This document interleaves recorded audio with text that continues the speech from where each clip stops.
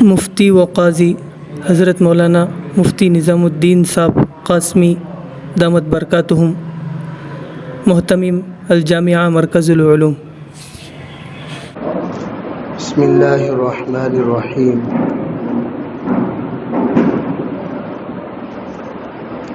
الحمد للہ رب العالمین، والصلاة والسلام على سید الانبیاء والمرسلین محمد وآلہ واصحابہ اجمعین۔ اما بعد فاعوذ باللہ من الشیطان الرجیم، بسم اللہ الرحمن الرحیم۔ ایاک نعبد وایاک نستعین، اهدنا الصراط المستقیم۔ وقال النبي صلى الله عليه وسلم: المرأة إذا صلت خمسها وصامت شهرها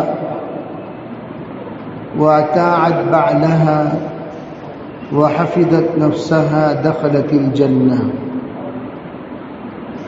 او كما قال عليه الصلاة والسلام۔ اللهم أيدنا بتأييدك، اللهم أيدنا بتأييدك،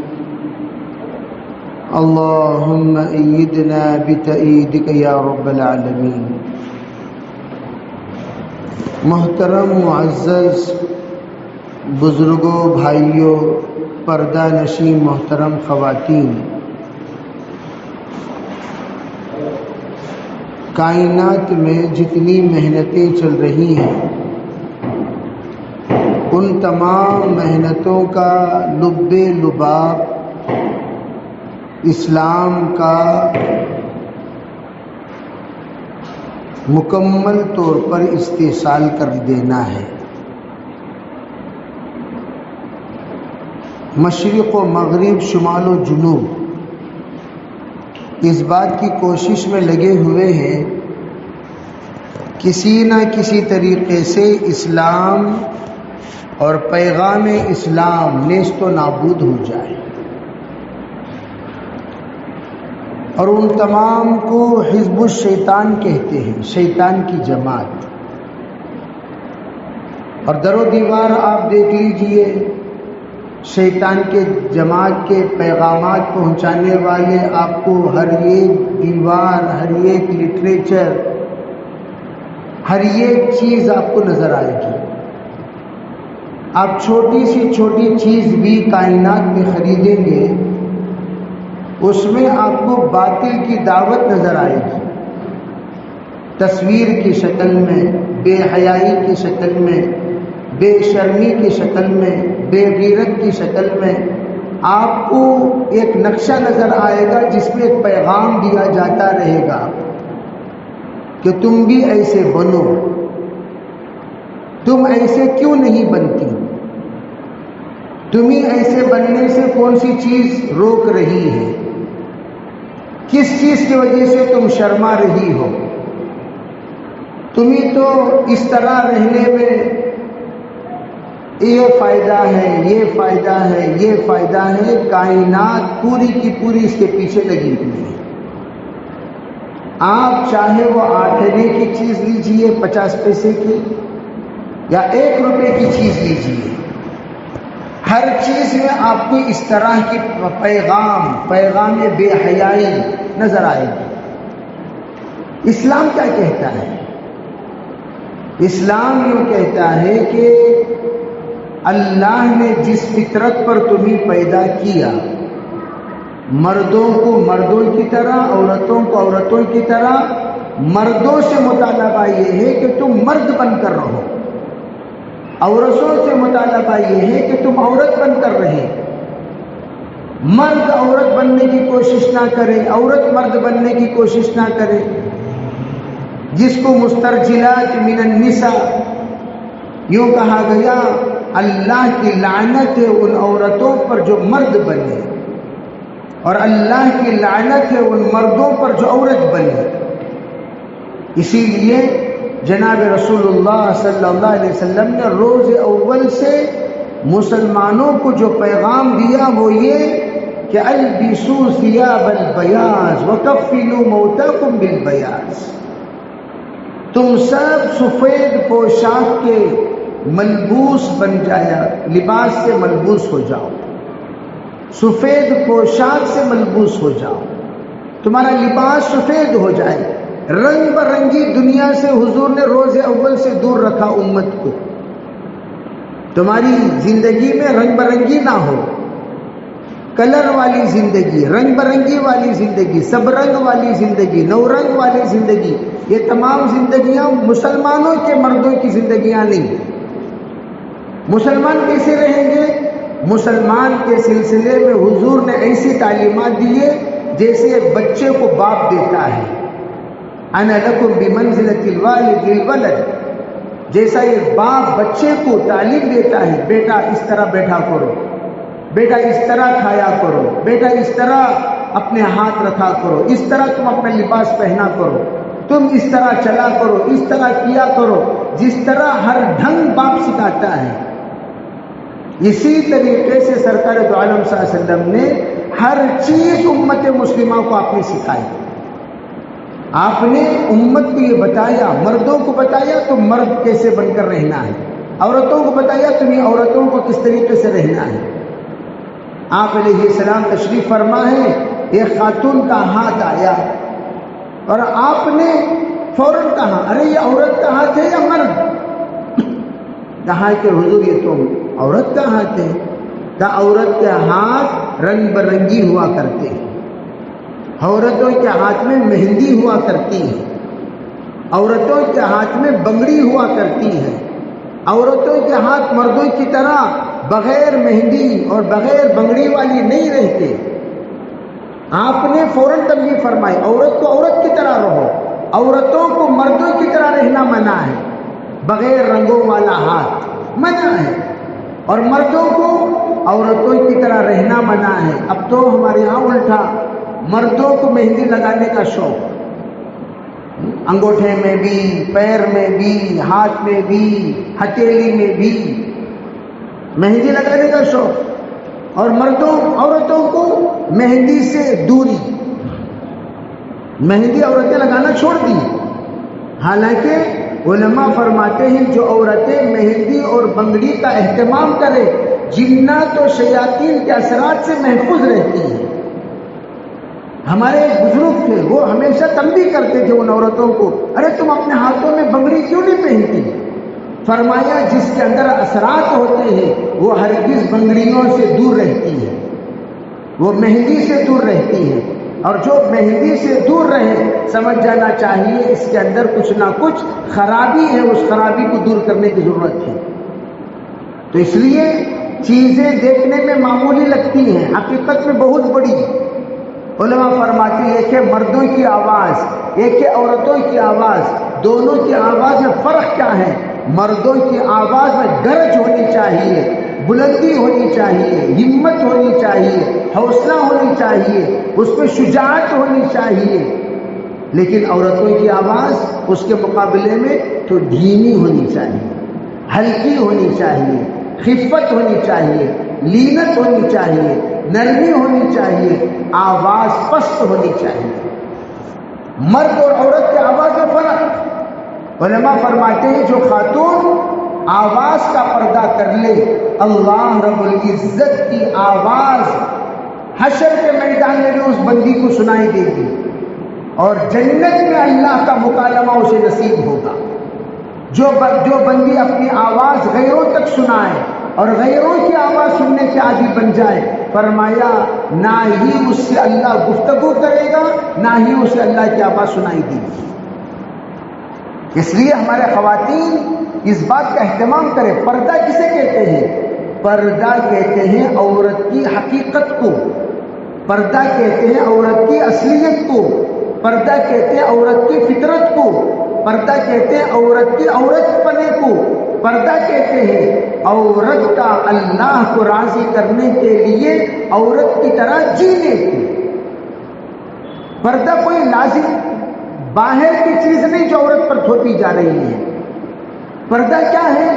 پردہ عورت کی فطرت ہے، پردہ عورت کی شان ہے۔ میں اکثر کہا کرتا ہوں، ارے دنیا والے مرد اور عورت کی سائیکل الگ الگ کیوں بنائیں؟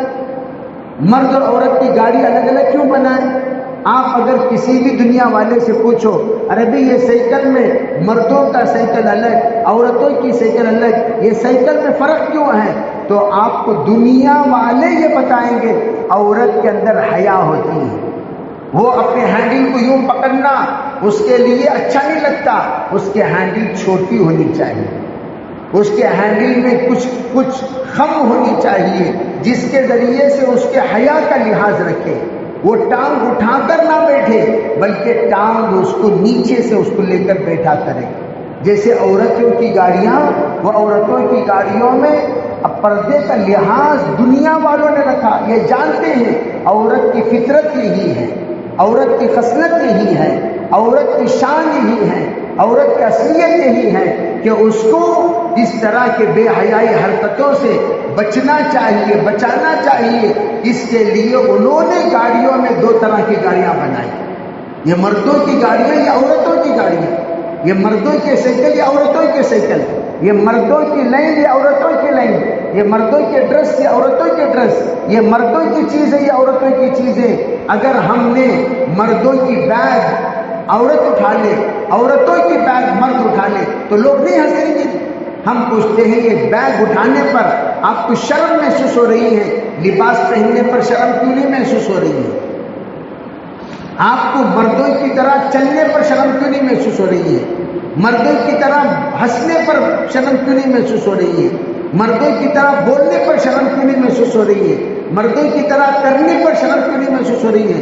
حضرات علماء کرام فرماتے ہیں اللہ کے رسول صلی اللہ علیہ وسلم نے تمام خواتین کو جو پردے سکھائے ہیں وہ کیا کیا پردے ہیں؟ فرمایا پہلے بال کا پردہ کرو، بال کا پردہ کرو، کھال کا پردہ کرو، شال کا پردہ کرو، چال کا پردہ کرو، حال کا پردہ کرو، اور مال کا پردہ کرو، اور قال کا پردہ کرو۔ یہ پردے کرنے کا حکم دیا گیا کہ تم سے یہ کہا گیا کہ تم ہر حال میں پردہ کیا کرو۔ وہ کیسے؟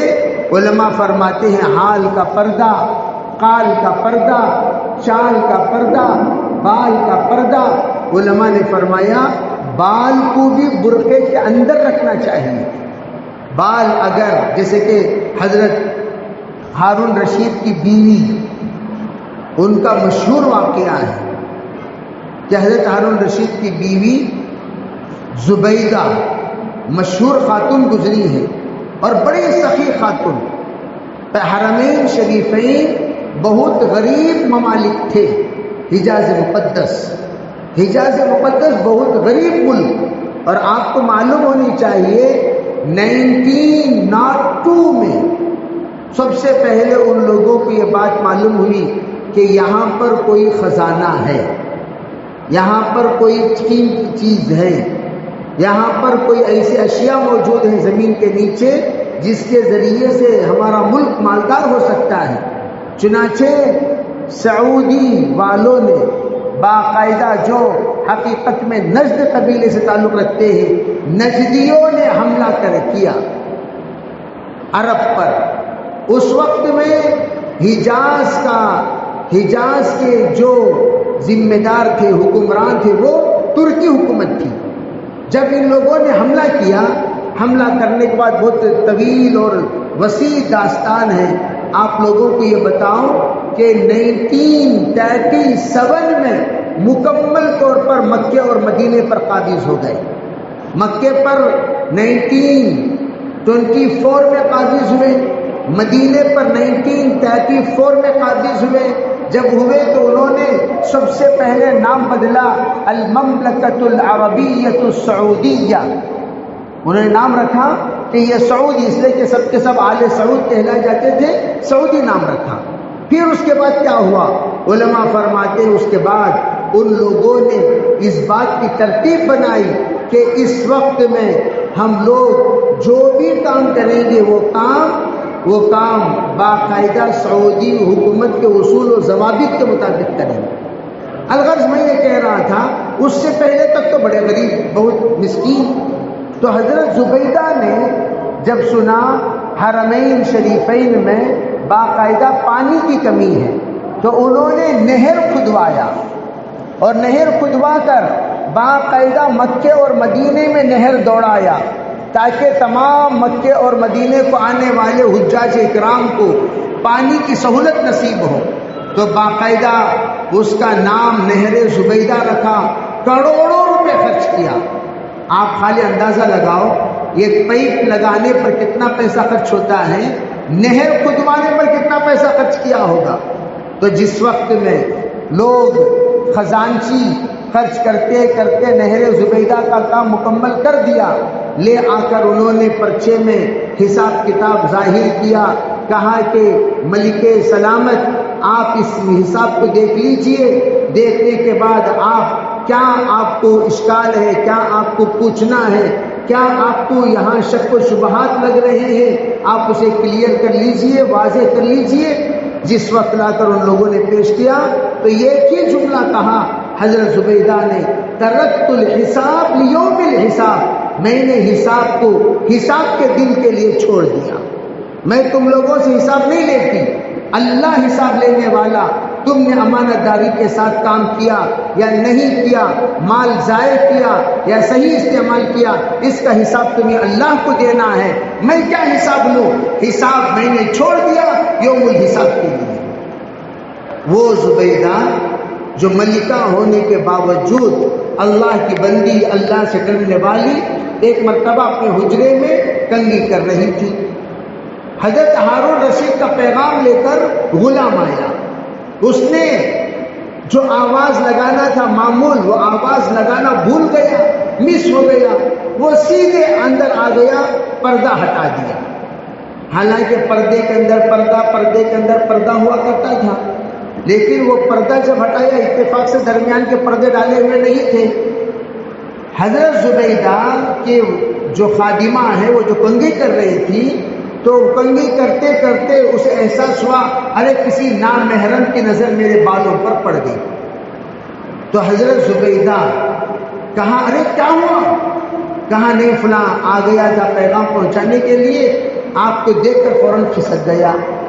کیا پیغام ہے؟ سننے کے بعد حضرت زبیدہ بڑی بے چین و بے قرار ہوئی، انہوں نے اپنے اس بال کو جس پر نامحرم کی نظر پڑ جانے کا اندیشہ ہوا، اس بال کو کاٹ دیا، یہ سوچ کر کہ نامحرم کی نظر پڑے ہوئے بال میرے بدن کے ساتھ جڑے رہیں، اس سے بہتر یہ ہے کہ یہ بال ہی کو ختم کر دیتی ہو۔ چنانچہ یہ سوچ کر ہو سکتا ہے اس حصے کے بال میں اس کی نظر پڑی ہوگی، اس حصے کے بال میں اس کی نظر پڑی ہوگی، سوچتے سوچتے پورے بال جتنے سر کے تھے وہ سب ختم کر دیا۔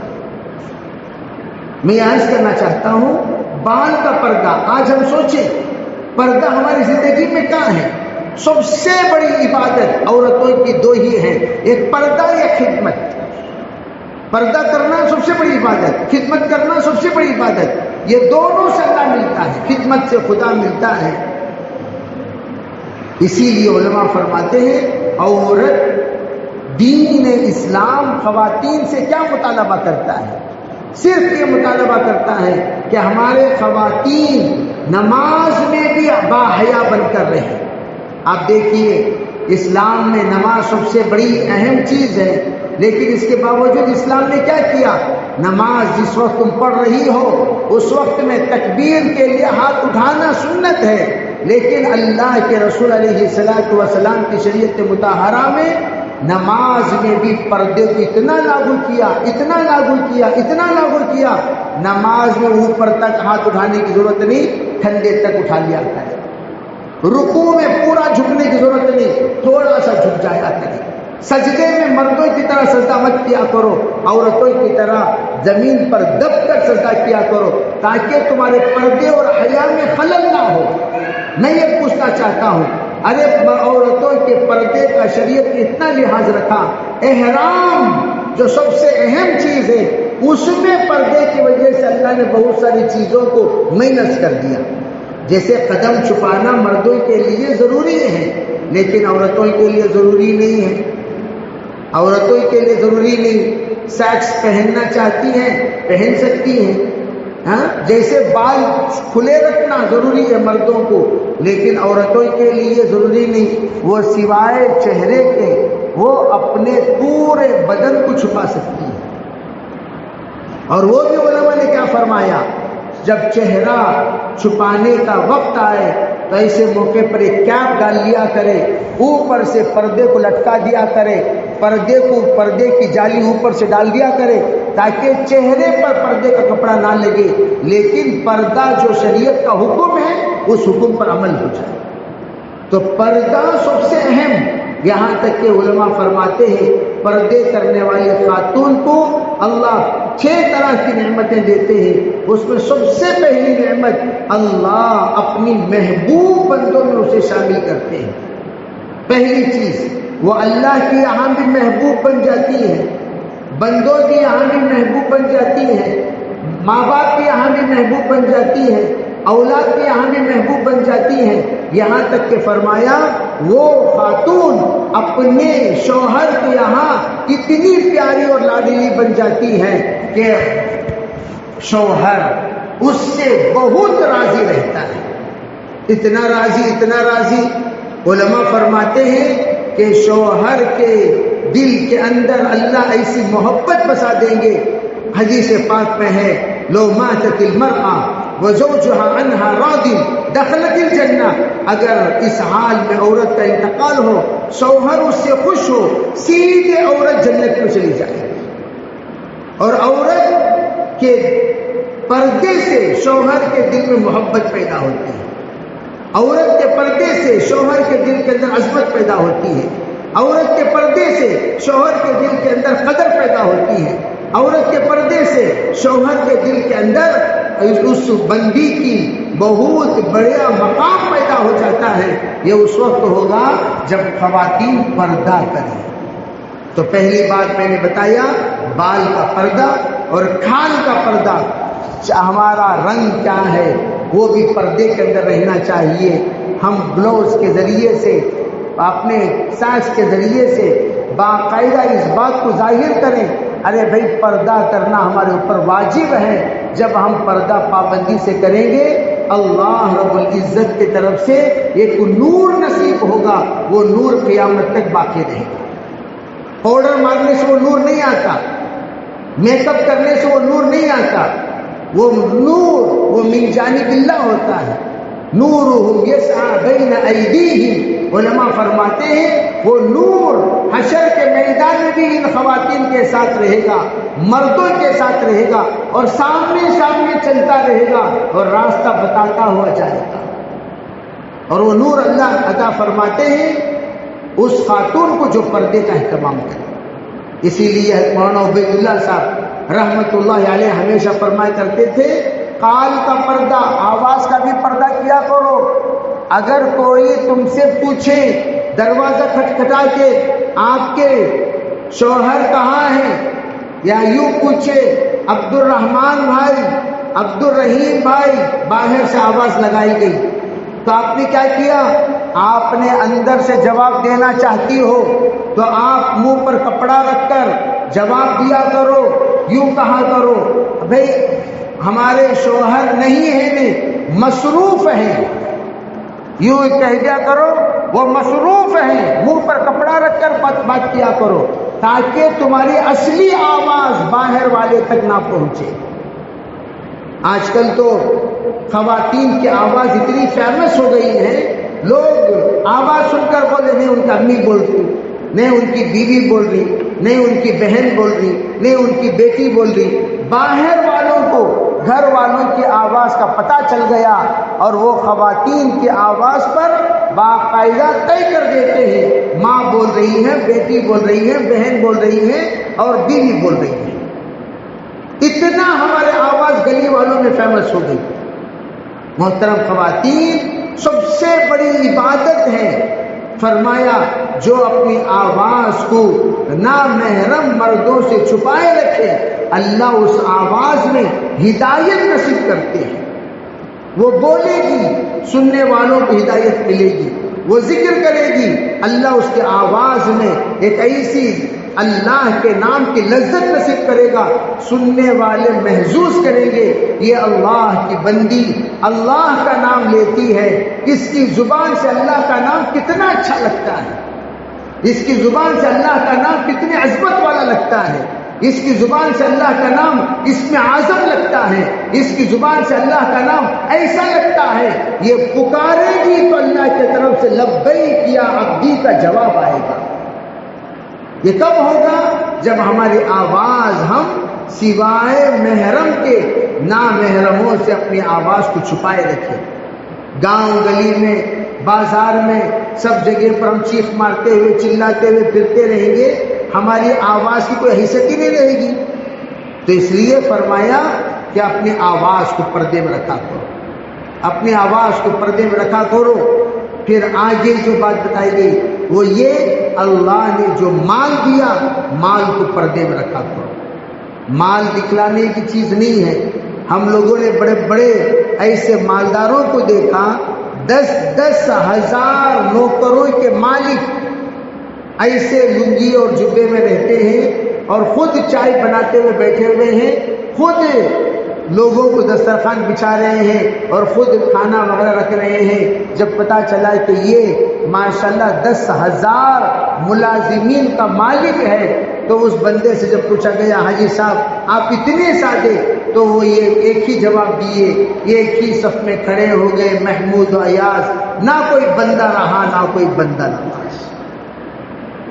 میں خود عبدالحمید شیخ الاسلام جو MP ہیں، پورے اہل سنت والجماعت کے تہران میں، ہم نے ان کو دیکھا مسجد کے اندر آ رہے ہیں بغیر سیکورٹی کے۔ لوگوں نے کہا جناب آپ بغیر سیکورٹی کے مسجد کے اندر جا رہے ہیں، تو انہوں نے یہ جواب دیا دہلیز تک حفاظت کی ذمہ داری تمہاری ہے، دہلیز کے اندر حفاظت کی ذمہ داری اس کی ہے۔ شیخ الاسلام عبدالحمید ابھی باحیات تھے۔ میں عرض کرنا چاہتا ہوں اللہ پر ایک بھروسہ، حفاظت اللہ ہماری کرے گا جب ہم اس نیت کے ساتھ اللہ پر بھروسہ کرتے ہوئے تواضع کے ساتھ۔ آج کل ہمارے خواتین کے اندر یہ پرانی عادت سی پڑ گئی ہے مال دکھلانے کی۔ اگر کان میں مال ڈال کر آئے ہیں، ہلو ذرا کان کھجائے سکا، اوڑھنی ہٹا کو دکھاتی سو۔ انگوٹھی اگر ڈال کر آئے ہیں، ناک کھجائے سکا، انگوٹھی بتاتی سو۔ اگر بنگڑی ڈال کر آئی ہوئی ہے تو باقاعدہ گلوز نکال کر ہلو بنگڑی کے اندر کھجاتی سو۔ یہ سب طریقہ کیا ہے؟ بتانا یہ چاہتے ہیں کہ میں کتنی اعلیٰ مقام والی ہوں، دیکھو میں کتنا مقام بلند ہے میرا، دیکھو تم لوگ فقیر میرے سامنے بیٹھی ہوئی ہو، حقیر میرے سامنے بیٹھی ہوئی ہو، میرا مقام دیکھو، مرتبہ دیکھو، حیثیت دیکھو۔ علماء فرماتے ہیں کہ اگر کوئی اپنے کمزور لوگوں کو اس طرح کے مال دکھا کر دل دکھائے، اس کے مال پر آہ لگ کر جلد از جلد وہ مال ختم ہو جائے گا، یا تو چوری ہو جائے گی یا تو مفروض ہو جائیں گے۔ اللہ نہ کرے وہ مال ایسی بیماری میں خرچ ہو جائے گا جس بیماری کی وجہ سے پورا مال ختم ہو گیا، جائیداد ختم ہو گئی۔ اس لیے مال کو دکھلاؤ مت۔ قارون نے مال دکھلایا۔ اللہ کے رسول علیہ السلام نے حدیث نقل فرمایا کہ ایک بندہ تھا جس کو اس زمانے کے نبی نے کہا ارے ذرا تو ٹخنے کے اوپر تیرا پیجامہ چڑھا لے، فَإِنَّهُ أَنْقَى وَأَطْهَرُ، تیرا پیجامہ ٹخنے کے اوپر چڑھانا تیرے لیے پاکی کا سبب بنے گا۔ لیکن وہ پاگل وہ ٹخنے کے اوپر پیجامہ چڑھانے سے رہ گیا، کہنے لگا کہ میرا پیجامہ ہے، میری مرضی ہے، آپ کو کہنے کا کیا حق ہے؟ یہ کہتا ہوا آگے بڑھا، زمین پھٹی اور وہ اندر دھس گیا۔ حدیث میں ہے یتجلجل الی یوم القیامہ، قیامت تک وہ دھسا جاتا رہے گا۔ تو مردوں کے لیے سنت کیا ہے کہ وہ اپنے کپڑے اوپر پہنا کریں، یعنی ٹخنے کے اوپر. عورتوں کے لیے سنت کیا؟ حضرت ام سلمہ رضی اللہ تعالی عنہا جس وقت آپ علیہ السلام سے یہ سنی، آپ علیہ السلام سے سنی کہ وہ آپ نے فرمایا مومن کا لباس ایسا ہوتا ہے، مومن کا لباس ایسا ہوتا ہے، تو انہوں نے یوں سمجھا ہمارا لباس بھی ایسے ہی ہونی چاہیے. تو حضرت ام سلمہ نے بھی اپنے پیجامہ کو اوپر چڑھا لیا. وہ آئی سیدھے آتے وقت حضرت نبی علیہ السلام نے پوچھا ارے ام سلمہ تم نے یہ کیا بنا رکھا ہے تمہاری حالت؟ کہا حضور آپ نے تو بتایا ایمان والوں کا لباس آدھی پنڈلی تک ہوتی ہے، اس لیے میں نے اس کو آدھی پنڈلی تک چڑھا لیا. آپ نے فرمایا نہیں نہیں نہیں نہیں، یہ مردوں کے لیے ہے، عورتوں کے لیے نہیں. فرمایا کیا کروں؟ فرمایا اتارو. ام سلمہ کہتی ہیں میں نے پیجامہ اتارا. پھر کیا ہوا؟ آپ نے فرمایا اور اتارو، اور اتارا. آپ نے فرمایا اور اتارو، اور نیچے کرو، نیچے کیا. پھر آپ نے فرمایا حضرت ام سلمہ نے پوچھا کہاں تک اتاروں؟ کہا کہ اپنے قدم تک اتاروں. پتا چلا عورتیں اپنا پیجامہ قدم تک پہنیں گی، قدم کے اوپر لگائیں گی، لیکن مرد اپنا پیجامہ ٹخنے کے اوپر. کل رات جو گزری جس کو ہم لوگ شب برات کہتے ہیں، شب برات میں 3 لوگوں کی اللہ تعالیٰ معافی نہیں کرتا. ان لوگوں میں کون کون ہے؟ سب سے پہلے چیز نشہ کا عادی، شراب کا عادی، افیون کا عادی، بھنگ کا عادی، ڈرگس کا عادی، انجیکشن کا عادی. جو شخص نشے کا عادی بن گیا اللہ اسے ہرگز ہرگز ہرگز معاف نہیں کرتا. اور دوسرا عادی کون؟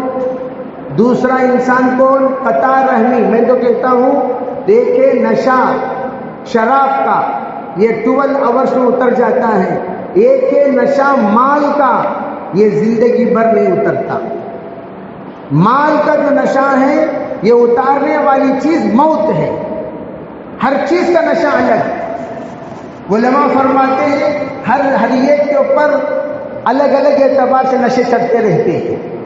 پہلا نشہ چڑھے گا ڈگری کا، ڈگری کا نشہ آنے کے بعد بے نوکری کا نشہ آنے کے بعد پھر سیلری کا نشہ آنے کے بعد عہدے کا نشہ ملنے کے بعد پھر سیاست کا نشہ آنے کے بعد آخر میں وہ اپنا مقام و مرتبہ بلند کرتے کرتے یوں چاہے گا میں شہنشاہ عالم بن جاؤں. کونسلر سے پوچھو ایم ایل اے بننے کا شوق، ایم ایل اے سے پوچھو ایم پی بننے کا شوق، ایم پی سے پوچھو اسے سی ایم بننے کا شوق، اور سی ایم سے پوچھو اسے پی ایم بننے کا شوق. تو سب کا ایک ایک شوق رہتا ہے، اوپر چڑھتے رہتا ہے. اسی طریقے سے سب ایک ایک نشہ ہر ایک کے ذہن پر چڑھ جاتا ہے. فرمایا تمام نشوں کو ختم کرنے کے لیے اسلام ہے. فیشن کا نشہ ختم کرو، انانیت کا نشہ ختم کرو، تکبر کا نشہ ختم کرو، بڑا سمجھنے کا نشہ ختم کرو.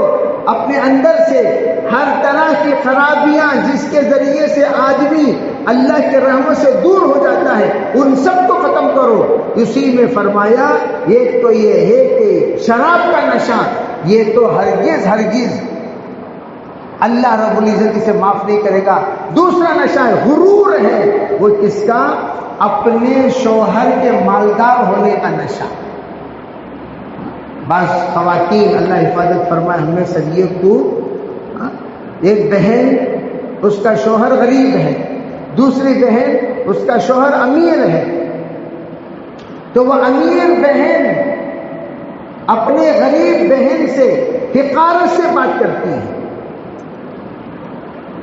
یہ بات علماء فرماتے آج تجھے اللہ نے دینے والا بنایا، ایک لمحہ ایک سیکنڈ میں اللہ تجھے لینے والا بنا سکتا ہے. کوئی ضروری نہیں کہ دینے والا ہاتھ ہمیشہ دینے والا ہی بن کر رہے، لینے والا ہاتھ ہمیشہ لینے والا ہی بن کر رہے. اللہ کی ذات کن فیکون کا مالک ہے. قل اللہم مالک الملک تؤتی الملک ممن تشاء وتنزع الملک ممن تشاء وتعز من تشاء وتذل من تشاء بیدک الخیر انک علی کل شیء قدیر. آپ کہہ دیجئے اللہ عزت و ذلت کا مالک ہے. جب چاہتا ہے جس کسی کو چاہتا ہے عزت کا مالک بنا دیتا ہے, جس کسی کو چاہتا ہے ذلیل و خوار بنا دیتا ہے. اور اللہ کی ذات غیرت والی ذات. اب اللہ رب العزت کے سامنے یہ بندہ کیا کرتا ہے؟ یہ بندہ اینتے ہوئے کہتا ہے یہ میرا, یہ میرا, یہ میرا, یہ میرا. اللہ کو بالکل ناپسند, میرا اللہ کو بالکل ناپسند. حضرت مولانا شیخ زکریا صاحب رحمۃ اللہ علیہ اپنے آپ بیتی میں لکھتے ہیں, میرے والد محترم نے ایک مرتبہ گھر میں آتے ہوئے ہم دونوں کو جھگڑتے ہوئے دیکھا. ہم چھوٹے چھوٹے بچے آپس میں جھگڑ رہے تھے. تو حضرت نے یہ پوچھا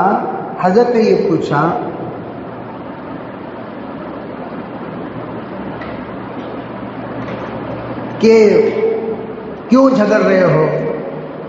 تو کہا حضرت یہ میرا تکیہ.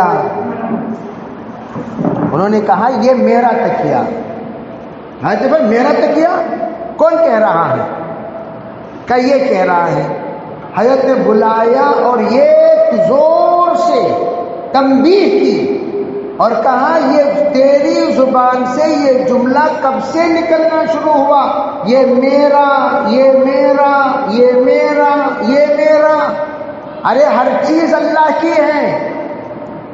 انا للہ و انا الیہ راجعون. ہم بھی اللہ کے ہیں, ہم کو بھی اللہ کے پاس ہی جانا ہے.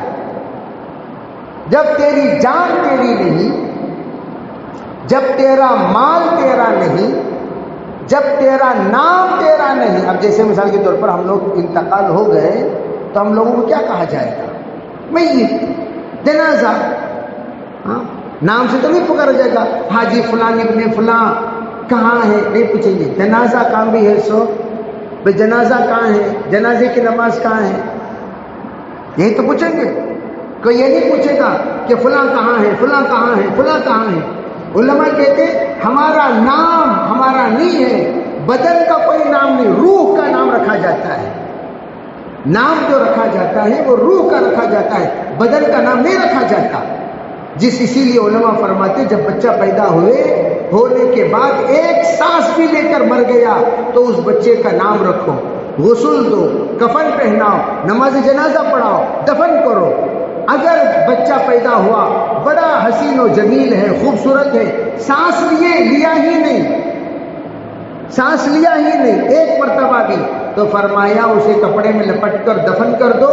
نہ اس کا نام رکھا جائے گا, نہ غسل دیا جائے گا, نہ جنازے کی نماز پڑھی جائے گی, نہ کفن پہنایا جائے گا, اور نہ ہی دفن کا کوئی اہتمام کیا جائے گا. بس اس آدمی کو ایک کپڑے میں لپٹ کر وہ بچے کو ایک گڑھا کھود کر ڈال دیا جائے گا. کیوں؟ نام جو رکھا جاتا ہے وہ روح کا رکھا جاتا ہے, بدن کا نہیں. اور ہمارا جو نام رکھا گیا وہ ہماری روح کا. اسی لیے کیا فرماتے ہیں, فلاں کا انتقال ہو گیا. آپ اگر کہیں ارے ان کا بدن تو موجود ہے, کہاں انتقال ہوا؟ کھانچ نہیں. فرمایا نہیں, جس وجہ سے ان کا نام رکھا گیا عبد الصمد, عبد الصبور. اب یہ بیچارے کی روح نکلتے ہی عبد الصمد کا نام عبد الصمد کی روح کے ساتھ نکل گئی, عبد الصبور کا نام عبد الصبور کی روح کے ساتھ نکل گیا, زینب کا نام زینب کی روح کے ساتھ, فاطمہ کا نام فاطمہ کی روح کے ساتھ, خدیجہ کا نام خدیجہ کی روح کے ساتھ, ام سلمہ کا نام ام سلمہ کی روح کے ساتھ. جو ہی روح کے ساتھ وہ نام پرواز ہو گیا. علماء فرماتے ہیں اب یوں کہا جائے گا کہ اب ان کا نام ان کا خاص نہیں رہا. اس لیے میں یہ عرض کرنا چاہتا ہوں ہمارے محترم خواتین کہ ہم جب ہمارا نام ہمارا نہیں ہے, میرا میرا میرا میرا, جیسے دوسرے نمبر پر علماء فرماتے ہیں قاطع رحم, قاطع رحم, قطع تعلق کرنے والا، رشتہ کاٹنے والا، رشتہ ختم کرنے والا، اسے بھی اللہ معاف نہیں کرے گا۔ اب ہماری عورتوں میں ایک بڑا مجمع ہے جو ماں سے بچوں کو جدا کر دیے، ماں سے بچوں کو جدا کر دیے۔ علماء کہتے ہیں آج تم نے تمہارے شوہر کو تمہارے ساس سے جدا کیا، کل تمہاری بھی بہو آئے گی، وہ اگر تمہارے بیٹے کو تم سے جدا کر دے تو تمہارا کیا گزرے گا، تمہارے دل پر کیا گزرے گا، تمہارے من پر کیا گزرے گا، تمہارے تن پر کیا گزرے گا، تمہارے خیال میں کیا گزرے گا، تمہیں کتنی تکلیف ہوگی۔ فرمایا کما تدین تدانو، جیسی کرنی ویسی بھرنی۔ آج تم نے اس کے بیٹے کو اس کی ماں سے جدا کیا، آج اس کے بھائی کو بہن سے جدا کیا، آج ساڑھو کو ساڑھو سے جدا کیا، آج رشتہ دار کو رشتہ دار سے جدا کیا، وہی حال کل تمہارے ساتھ بھی ہونے والا ہے۔ اس لیے علماء کہتے ہیں توبہ کرو، استغفار کرو، ہرگز ہرگز قطع رحمی کرنے کا دور دور تک خیال مت کیا کرو، یہ انسان کو تباہ کر دینے والی چیز ہے۔ پہلی بات تو یہ۔ دوسری بات فرمایا کہ ہم لوگ ہمیشہ اس بات کا خیال رکھیں، اس بات کا خیال رکھیں کہ جو اللہ نے ہمیں رشتہ دیا ہے اس رشتے کو نبھائیں، اچھی بہن بن کر، اچھی بہو بن کر، اچھی بھابھی بن کر، اچھی بھاوج بن کر، اچھی ساس بن کر، جتنے تم اچھے بنو گے، علماء فرماتے ہیں اللہ کے یہاں تم اتنے ہی نیک نام کے لائق اور مستحق بنتے چلے جاؤ۔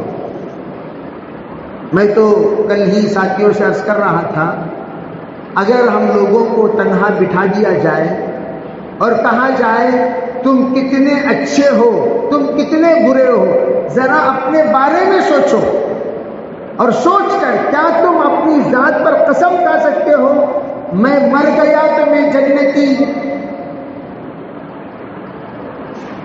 اکیلے بیٹھ جاؤ، سب اکیلے اکیلے بیٹھ جاؤ، بیٹھ کر اپنے بارے میں من آنم کے بندانوں، میں کیسا ہوں میں جانتا ہوں، میں کیسا ہوں میں اچھی طرح جانتا ہوں۔ استفتی نفسک فإنہ خیر من استفتاہ، تمہارے دل سے پوچھو، دل بتائے گا تم کیا ہو۔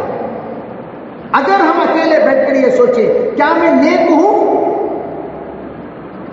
تو میرا دل کیا بولے گا، ارے تو کہاں کا نیک، تیری زبان کتنی گندی، تیرا سوچ کتنا گندا، تیری نظر کتنی گندی، تیرے خیال کتنے گندے، تیرے حرکتاں، تیرے باتاں، تیرے کھانا، تیرا پینا، تیرا ایک ایک اخلاق کردار کتنے گندے، اور تو اپنے آپ کو جنتی سمجھتا ہے، شرم نہیں آتی۔ اب ہم پوچھیں اپنے دل سے مجھے اچھا بننے کے لیے کیا کرنا، تو دل یوں کہے گا تیری زبان کو درست کر، تیرے نظروں کو درست کر، تیرے سوچ کو درست کر، تیرے خیال کو درست کر، تیرے کردار کو درست کر، تیرے اخلاق کو درست کر، تیرے خلوت کو درست کر، تیرے جلوت کو درست کر۔ یہ ہم خود اپنی ذات سے نصیحت حاصل کر سکتے ہیں۔ میں ہمیشہ کہا کرتا ہوں تم نصیحت حاصل کرنے کے لیے ادھر ادھر مت جایا کرو، تمہارا نام تمہارے نصیحت کے لیے کافی ہے۔ تمہارا نام کیا ہے بھائی؟ زینب ہے، تو میں پوچھ رہا ہوں ذرا تم سوچو زینب کے نام کے لائق میں ہوں کیا؟ تمہارا نام کیا ہے؟ فاطمہ ہے، فاطمہ کے نام کے لائق میں ہوں کیا؟ تمہارا نام کیا خدیجہ ہے، خدیجہ کے نام کے لائق میں ہوں کیا؟ تمہارا نام ام سلمہ ہے، ام سلمہ کے نام کے لائق میں ہوں کیا؟ صرف اگر اتنا تصور کر لے، تمہارا خود تمہاری ضمیر یوں کہے گی شرم آنی چاہیے تجھے، فاطمہ کہاں تو کہاں، ام سلمہ کہاں تو کہاں، رقیہ کہاں تو کہاں، زینب کہاں تو کہاں، سودا کہاں تو کہاں، تو تیری نسبت نسبت خاکرہ با عالم پاکرہ، تم دونوں کے درمیان کیا تعلق ہے؟ تمہارا نام جو سوچ کر رکھا گیا، کتنا بڑا نام تمہیں رکھا گیا، لیکن تمہاری حرکتیں کیا ہیں، تمہاری باتیں کیا ہیں، تمہاری سوچ کیا ہے، تمہاری فکر کیا ہے؟ میں ابھی ساتھیوں سے کہہ رہا تھا آج ہماری عورتیں انہی کے ہاتھوں میں بچوں کا مستقبل ہے، چاہے تو تم اپنے بچوں کو نیک سے نیک بناؤ، معین الدین چشتی تم بنا سکتی ہو، قطب الدین رازی تم بنا سکتی ہو، نظام الدین اولیاء تم بنا سکتی ہو، امام بختیاری تم بنا سکتی ہو، امام بخاری تم بنا سکتی ہو،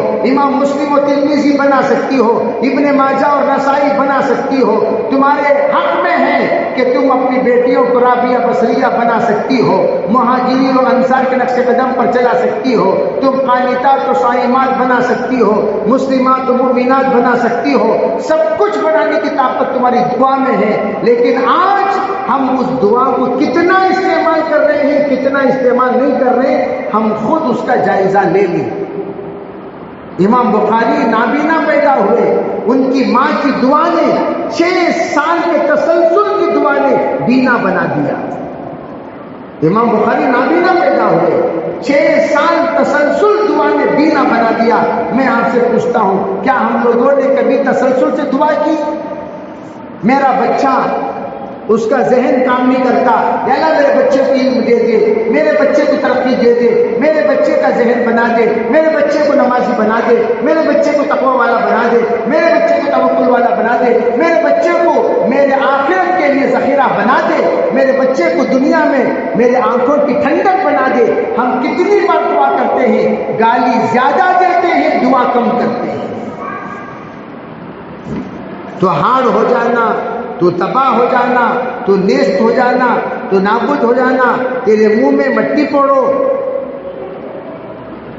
تیرے سر پہ پٹی پوڑو، ایسے سب باتیں کرے تو بچے کو بددعا دے رہی، ہمیں بلاتی سو رے باندرے رے سور. کسے؟ اپنے بچے کو باندرے بول کو بلائے تو باندرے کے امی کون، باندرے کے ابا کون، وہ بھی سوچ لیو. کتے بول کو بلائے تو کتے کے امی کون، کتے کے ابا کون. بچے کو بلاتے تو ایسا اچھے، ارے بچوں کو بلا رہے ہیں تو ہاں آپ ایسے مقدس القاب سے بچوں کو بلاؤ گے تو اس بچے کا نتیجہ کیا ہوگا؟ تو ہم لوگوں نے زندگی گزارنے کا طریقہ ہی نہیں سیکھا. بچپن ہی سے بچے کے دل کے اندر 2 پارٹی بنا دیتے ہیں.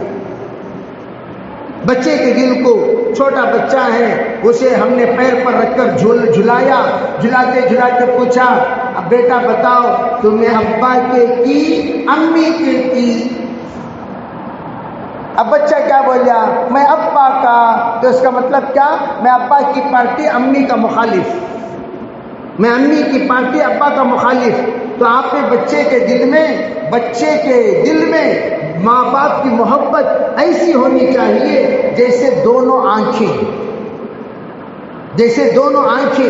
باپ کی بھی عزت کرے، ماں کی بھی عزت کرے. ماں جنت ہے تو باپ جنت کا دروازہ ہے. تو ہم کیا کرتے ہیں؟ ایک کی محبت بڑھاتے ہیں، ایک کی محبت گھٹاتے ہیں. امی کیا بولے پہلے وہ سنو. ہم کیا بولتے؟ امی کہاں جا رہا؟ امی بولے کیا بولے؟ یہ کام بولے. ہمیں میری امی اس وقت بولتی رہتی سو جب بیڑی لگا. تب کیا ہوا؟ امی کی عزت گھٹانے والا باپ، باپ کی عزت گھٹانے والی ماں. اب جب دونوں آپس میں بچے کے دل سے عزتیں گھٹاتے رہیں گے تو بچے دونوں کے نافرمان ہوں گے نہیں ہوں گے؟ باپ کا بھی غدار بنے گا، ماں کا بھی غدار بنے گا. باپ کا بھی بے وفا بنے گا، ماں کا بھی بے وفا بنے گا. باپ کا بھی ناقدرہ بنے گا، باپ کا بھی ناقدرہ بنے گا.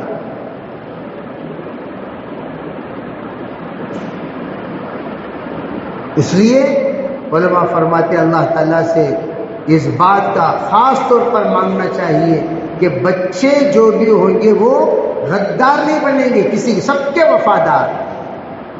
وفادار، ماں کے بھی باپ کے بھی وفادار.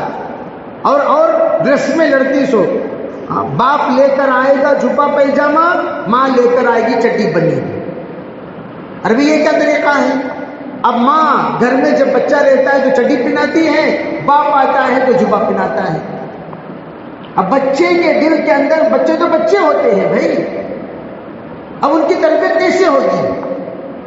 اسی لیے کہا ہم ہمیشہ دعا دیا کرتے ہیں جب بھی نکاح، یا اللہ ان کے اندر نسبت اتحادی نصیب فرما، ذہنی اتحاد، کرداری اتحاد، فکری اتحاد، نتیجے کا اتحاد، قولی اتحاد، نظری اتحاد، ہر اعتبار سے اتحاد نصیب فرما۔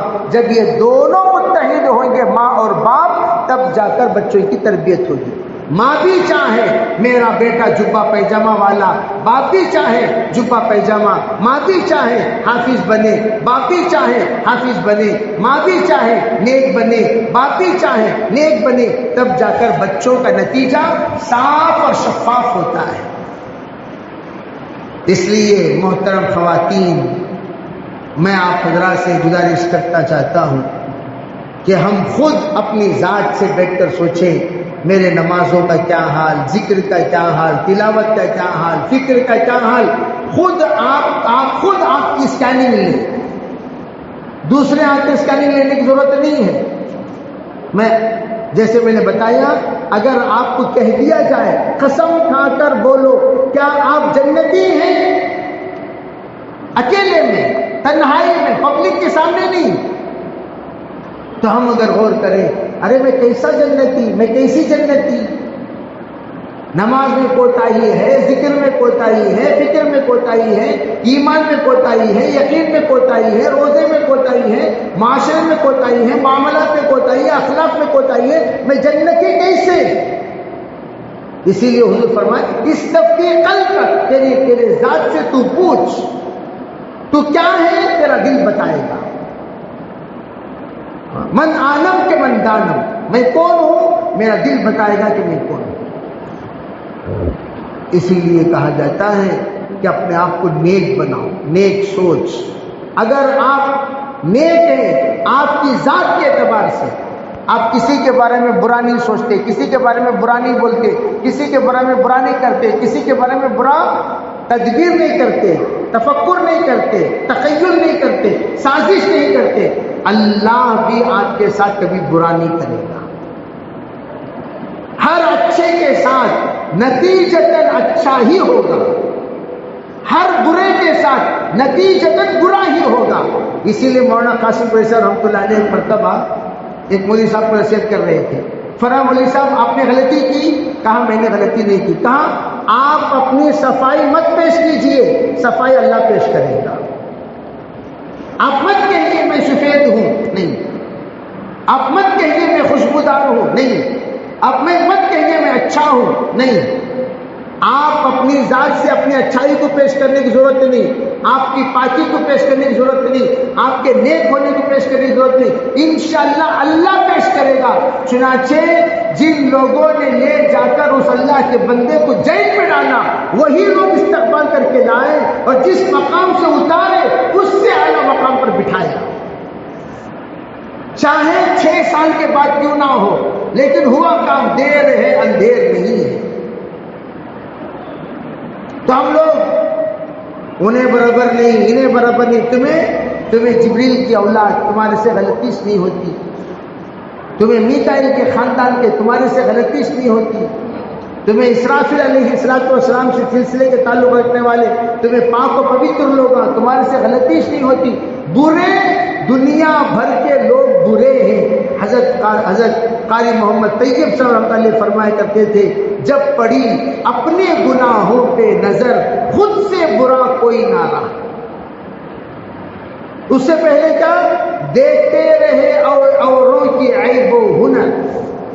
یہ لوگوں کی عادت ہے، لوگوں کے عیب دیکھتے رہتے، ہنر دیکھتے رہتے ہیں۔ اپنی جس وقت زندگی میں نظر پڑتی ہے تب خود سے بڑا کوئی نہیں رہتا۔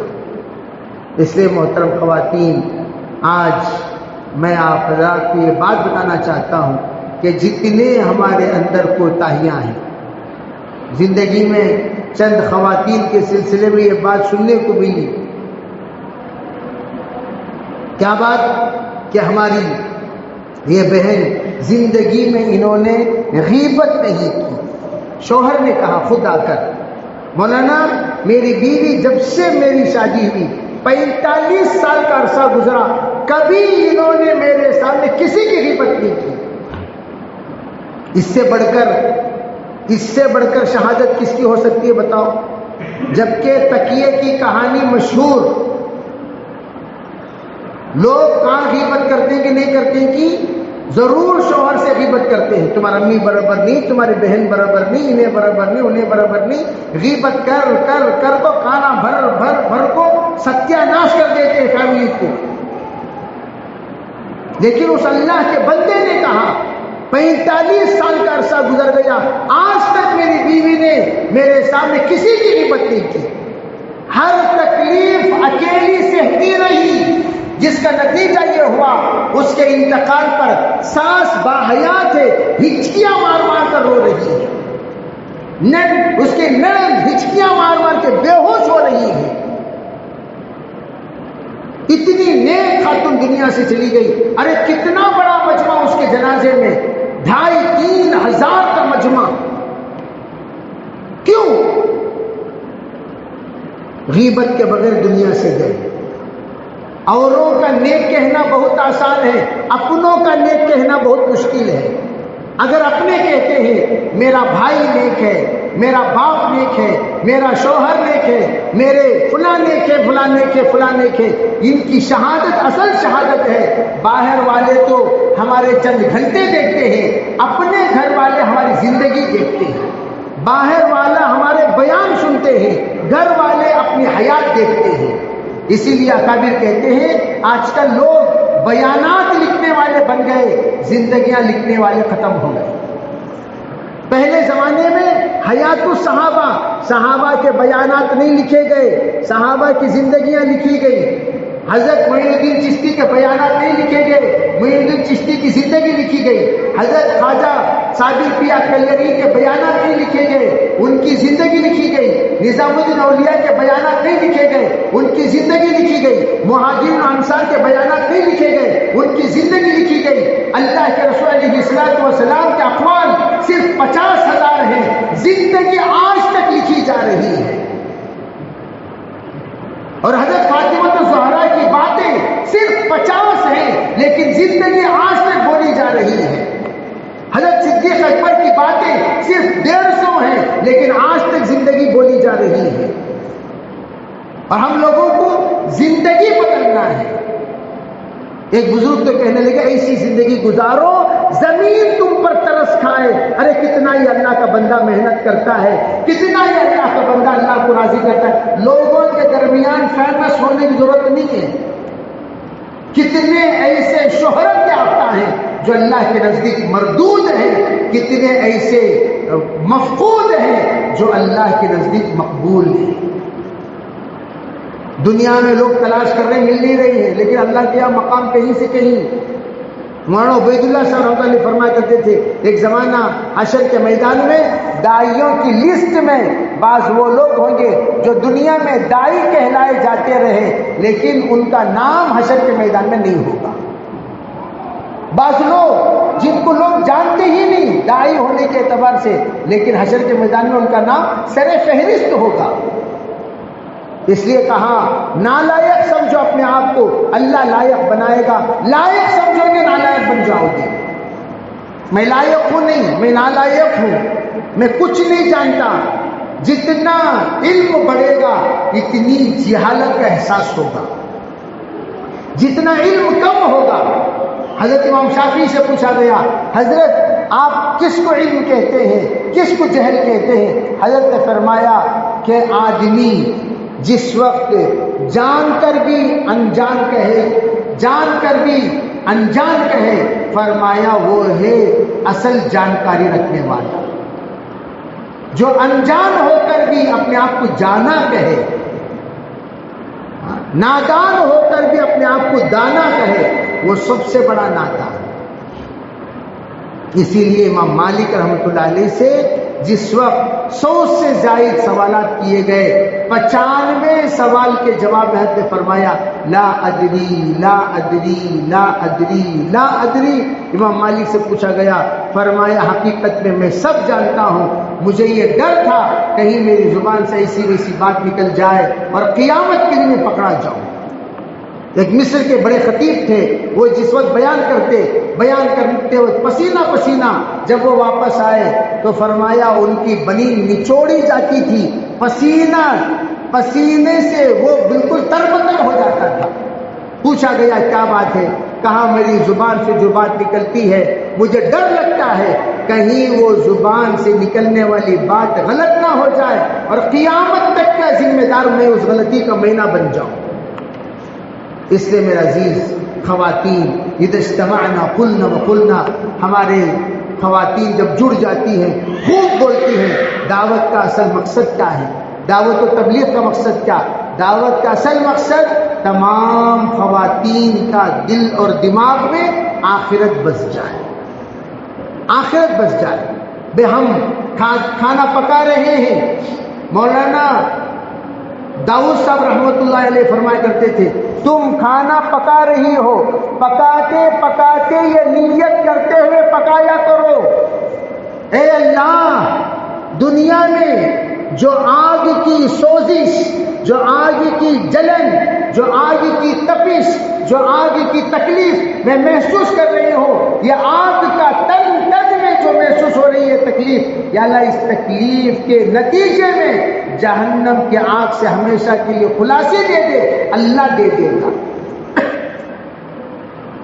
لیکن ہماری خواتین دعا کیا کرتی ہیں؟ وہاں کھڑے ہو کر بمڑیاں مارتی رہتی ہیں۔ ارے بھائی دعا کرنے کی جگہ ہے وہ، کچن روم کوئی معمولی چیز نہیں ہے، بلکہ حضرت نے فرمایا تم جس وقت کھانا پکاتی ہو جہنم سے پناہ مانگتے ہوئے پکایا کرو اور جنت کا مطالبہ کرتے ہوئے پکایا کرو، اور کھانا پکاتے وقت نیت کیا کرو جتنے لوگ میرا کھانا کھائیں گے یا اللہ جو جو خیر کا کام کریں گے وہ سب میں میرا حصہ نصیب فرما۔ فرمایا تم ایک کھانا پکا رہے ہو، 10 تمہارا کھانا کھا رہے ہیں، 10 کی نیکیوں میں، 10 کی نمازوں میں، 10 کی تلاوت میں، 10 کے اعتکاف میں، 10 کے روزے میں تم حصے دار بن گئی۔ اور لوگ اس کو بے ہم کھانا پکا رہے ہیں، عبادت کا موقع نہیں ملتا، کھانا پکا رہے ہیں، ذکر کا موقع نہیں ملتا، کھانا پکا رہے ہیں، ہم لوگوں کو فکر کا موقع نہیں ملتا، تلاوت کا موقع نہیں ملتا۔ اس پر افسوس کرنے کی ضرورت نہیں ہے، تم کھانا پکا رہے ہو سحری کے لیے، افطاری کے لیے، پروردگار پورے روزے دوروں کا ثواب تمہیں دے رہا ہے۔ اس لیے کوئی معمولی نعمت نہیں ہے جو خدمت تم کرو گے رمضان مبارک میں۔ اور میں یہ بات بتاؤں کہ رمضان المبارک ہم لوگوں کے دسترخوان کے سجے ہوئے آئٹموں کو دیکھنے نہیں آتا۔ رمضان المبارک ہمارے ڈریسنگ کو، ہمارے کمرے کو، ہماری نمائش کو، ہمارے رنگ و روغن کو دیکھنے نہیں آتا۔ رمضان کی بسنے کی جگہ دل ہے، ہر ظرف کے لیے ایک مظروف ہے، اور رمضان کی رحمت دل میں بسے گی، رمضان کی مغفرت دل میں بسے گی، رمضان کو آگ سے خلاصی اللہ نجات دے گا، وہ ہم سب کو دے گا۔ تو ہم لوگ کرنا کیا چاہیے؟ رحمت جب آئے رحمت کے قابل اپنے دل کو بنائے، رحمت کے قابل اپنے دل کو بنائے۔ کہیں ایسا نہ ہو رحمت آ کر دروازہ دستک دے اور دل کا دروازہ بند رہے، دروازے کو دستک دے دل گندا رہے، دروازے کو دستک دے دل برا رہے، دروازے کو دستک دے دل میں گندگی پڑی رہے، رحمت واپس چلی گئی پھر 10 دن تک آئے گی نہیں۔ اس لیے ابھی سے استقبال رمضان، جیسے استقبال کے لیے ہم لوگ مختلف کام کرتے ہیں، ہمارا استقبال کیا؟ دل کو صاف کرو، نظروں کو صاف کرو، من کو صاف کرو، دماغ کو صاف کرو، ذہن کو صاف کرو، اچھے بنو۔ مرنا تو ایک دن ہم سب کو ہے، زندگی کے ہیں 2 جہاں، ایک یہ جہاں ایک وہ جہاں، سانس چلی تو یہ جہاں، سانس رکی تو وہ جہاں۔ مرنے سے پہلے ہم لوگوں کی نیت کر لینی چاہیے، یا اللہ جب تک تو مجھے زندہ رکھے۔ گزشتہ رمضان ایک بڑا مجمع ہمارے ساتھ تھا، آج کوئی بھی ہمارے درمیان نہیں ہے، سب اللہ کے پیارے ہو گئے۔ کل بہت بڑا مجمع کو ہم نے قبرستان میں جا کر زیارت فرما کر آئے۔ وہ زیارت چاہے قریب اگر قبرستان سے ہے تو علماء فرماتے مستحب ہے، دور ہے تو سفر کرنا مکروہ ہے۔ بہرحال لوگ گئے، مرحومین کی زیارت کی، اور یہ بھی سوچ کر آئے اِنَّا انشاءاللہ بِكُمْ لاحقون، ارے مرنے والوں سنو، کل ہم لوگوں کو بھی آپ کے پاس آنا ہے۔ اس لیے میں عاجزانہ آپ سے گزارش کرتا ہوں، مرنے سے پہلے مرنے کی تیاری کرو۔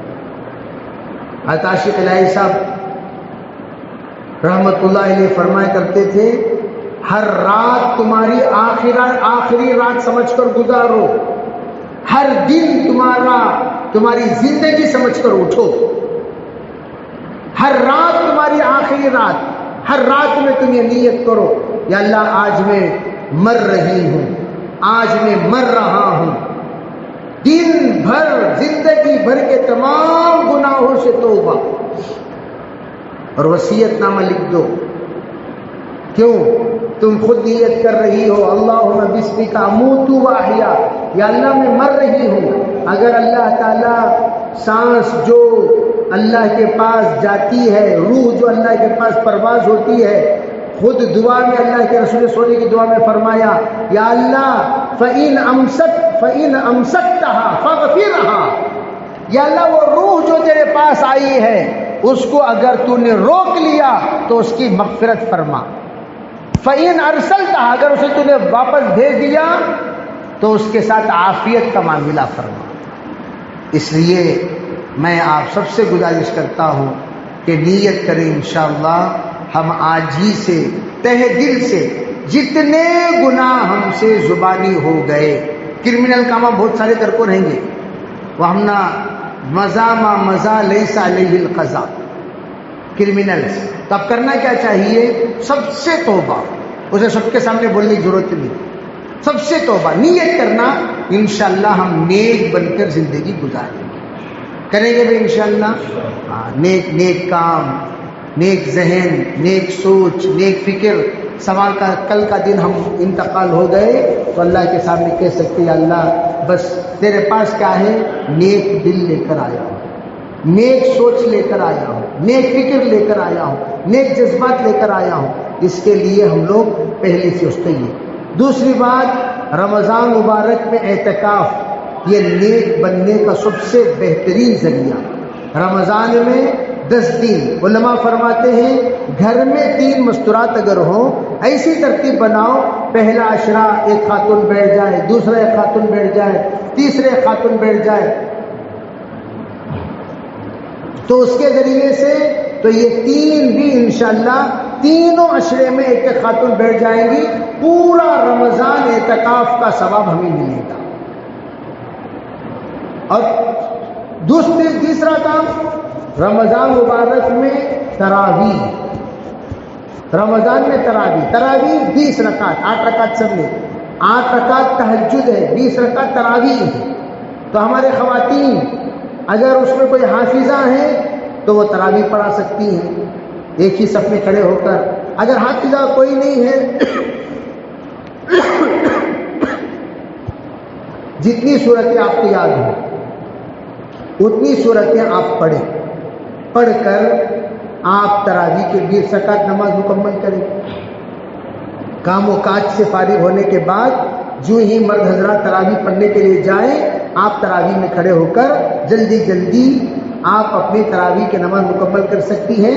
جلدی کا مطلب یہ نہیں کہ اتنا فاسٹ پڑھو کہ 10 منٹ میں 20 رکعت ختم کر لو، آرام سے پڑھو، اتنا بھی آرام نہیں کہ تہجد تک پڑھتے رہو، درمیانی آپ کو جتنی صورتیں یاد ہیں اتنی صورتیں پڑھو، اور 15 جو اذکار ہیں، رکوع کے سجدے کے اذکار، ان اذکار میں 5 مرتبہ یا 3 مرتبہ کی بجائے 5 مرتبہ پڑھ لو تاکہ ذرا اطمینان کے ساتھ نماز ہو جائے۔ انشاءاللہ رکوع میں سجدے میں 5 مرتبہ پڑھو گی تو 15 مرتبہ ہو جائے گا۔ پھر اس کے ساتھ تعلیم کا اہتمام، رمضان مبارک کے فضائل کی تعلیم ابھی سے شروع کر دیں، رمضان کے استقبال میں فضائل رمضان کی تعلیم ابھی سے شروع کر دیں۔ انشاءاللہ تعلیم گھر کے تمام محرم بیٹھ کر سنیں، نامحرم مرد حضرات ہیں تو عورتیں نہ پڑھیں، مردوں کو پڑھنے کو کہہ دیں، یا کوئی ایسے خاتون ہیں سب کے لیے سب محرم ہیں تو وہ خاتون پڑھیں۔ تو انشاءاللہ رمضان مبارک کے فضائل روزانہ 10 سے 15 منٹ تعلیم ہو، انشاءاللہ بہت بڑا فائدہ ہو، اور اس کے ذریعے سے ایک شوق پیدا ہوگا، پورا فضائل رمضان 1 سے 2 مرتبہ ہمارے گھر میں ختم ہو جائے۔ ماشاءاللہ ہمارے چند ساتھیوں کے مکانات ہیں، خود ہمارے بہن کا مکان ہے جہاں رمضان میں 2.5 گھنٹے کی تعلیم ہوتی ہے۔ جیسے ہم جماعتوں میں کرتے ہیں 2.5 گھنٹہ، ویسے باقاعدہ تجوید کے حلقے کے ساتھ، تعلیم کے ساتھ، 6 نمبر کے مذاکرے کے ساتھ۔ رمضان میں کوئی کام نہیں، دن بھر خواتین گھر میں رہتی ہیں، تو جس کی وجہ سے 2.5 گھنٹے کی تعلیم ہوتی ہے۔ تو ہم 2.5 گھنٹہ نہ صحیح کم از کم آدھا گھنٹہ تعلیم کریں، اور اس کے ساتھ رمضان مبارک میں آپ حضرات کے یہاں مستورات کا اجتماع ہوتا ہے، تو اجتماعات میں پابندی سے جایا کریں، اجتماعات میں حاضری دیا کریں، اجتماعات میں باقاعدہ ہم جا کر اپنے آپ کی ترتیب بنائیں۔ اور رمضان میں بھی جماعتیں جاتی ہیں، تو 3 دن رمضان سے پہلے کم از کم، ابھی تو رمضان کے لیے 10 12 14 دن باقی ہے، تو آپ 3 دن رمضان سے پہلے لگا لیں۔ تمام خواتین جتنی آئی ہوئی ہیں سب کے سب نیت کریں، انشاءاللہ ہم سب 3 دن وقت لگائیں گے، اور اس کے ساتھ جو 3 دن لگا چکے ہیں وہ رمضان کے بعد 10 دن کی نیت کے، رمضان میں بھی 10 دن جا سکتے، کوئی حرج نہیں، اور بہت اچھا گزرتا ہے رمضان میں۔ میرے مستورات کے چلے بھی اور اس کے علاوہ دیگر تمام چلے رمضان ہی میں لگے۔ اتنا اچھا وقت جتنا رمضان میں گزرتا ہے اتنا اچھا دیگر دنوں میں نہیں گزرتا۔ بڑے بڑے علماء، بڑے بڑے ماشاءاللہ نیک صالحین سے ملاقات ہو جاتی ہے رمضان میں، تو اس لیے آپ رمضان کا اہتمام کریں، اور اس کے ساتھ اس کی ترتیب بنائیں کہ انشاءاللہ ہم لوگ رمضان مبارک کے بعد جو اشرا لگا چکے ہیں وہ ضرور چلا دیں گے، اس لیے کہ مئی کا وقت بھی قریب آ رہا ہے، ابھی مارچ ہے، اپریل رمضان میں گزار دیں گے، مئی میں چھٹی ہے، مئی میں چھٹیوں میں، بچوں کی چھٹیوں میں جتنی خواتین 10 دن لگا چکی ہیں وہ سب نیت کریں، انشاءاللہ ہم ضرور چلا لگائیں گے، اور مردوں کا 4 ماہ لگایا ہوا ہونا ضروری ہے مستورات کے ساتھ چلے میں جانے کے لیے، اس کی بھی ایک ترتیب بنائیں۔ اور اگر ماشاءاللہ کوئی مستورات میں چلا لگا چکے ہیں تو وہ نیت کریں، انشاءاللہ ہم ضرور بھی ضرور 2 ماہ بیرون کے لیے ضرور نکلیں گے انشاءاللہ۔ سب نیتیں کریں گے انشاءاللہ، مرد حضرات بھی یہاں بیٹھے ہوئے ہیں، خواتین بھی نیچے بیٹھی ہوئی ہیں، اس لیے تمام سے گزارش ہے نیت کریں، ارادے فرمائیں، عزائم کریں، اللہ کے راستے میں نکلتے رہیں گے، نکالتے رہیں گے، چلتے رہیں گے، چلاتے رہیں گے، اللہ دین پر استقامت دے گا۔ سب کے سب خواتین جتنے بھی ہیں سب تشکیل کر لیں، انشاءاللہ دعا ہو جائے۔